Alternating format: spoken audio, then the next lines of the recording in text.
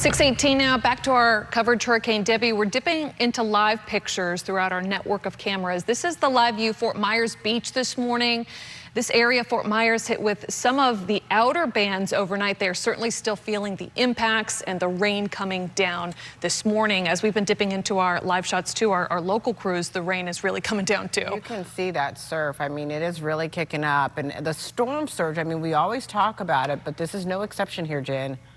Yeah, storm surge is one of the most deadliest impacts, and it is going to be dangerous storm surge for the Big Bend, up to 10 feet. Now, stretching down south where there's that moisture tail, there's still some squalls moving through parts of basically Port Charlotte and Sarasota. Fort Myers, a little bit better conditions, but there could still be some rain headed your way. So if you have any family or friends in those areas. But also, just want to point out there is some dry air coming in here, and I say that is dry because you don't see much rain on the west side of Debbie, right? And so what's going to happen, this rain will continue to press on across North Florida, essentially moving eastward. But areas like Jacksonville, since you're further away from getting that drier air that's reducing the rain, Jacksonville is going to be dealing with some prolonged period of rainfall, including Lake City along the I-10 corridor. Now, of course, close to the coast, already seeing the heaviest downpours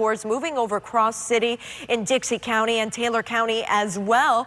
Perry has also had some on and off rain that's been very heavy. Here is that center of Debbie. So it is already starting to make onshore. Landfall isn't confirmed until the very center point of that center crosses land. Here's a look on the Vipercast. So what I mentioned before, how Jacksonville is going to see a prolonged period of rainfall. It's not until tonight there'll be a little bit of a break, but then throughout tomorrow, as Debbie slows down over parts of the southeast, more rain to come. So even northeast Florida, Jacksonville could see some significant flooding. For us, we're dealing with a few showers, but also some windy conditions. I'm going to send it off to Steve B. Hey, good morning. How are those winds?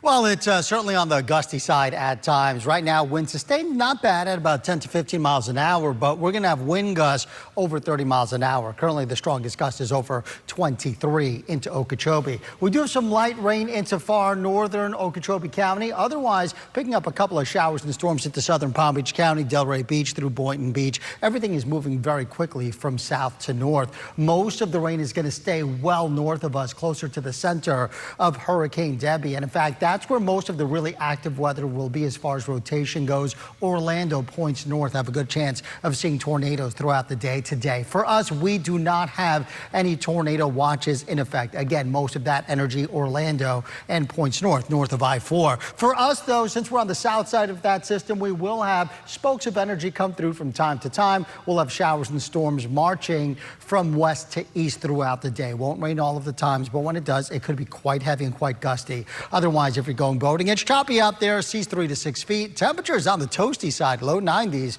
over the next few days.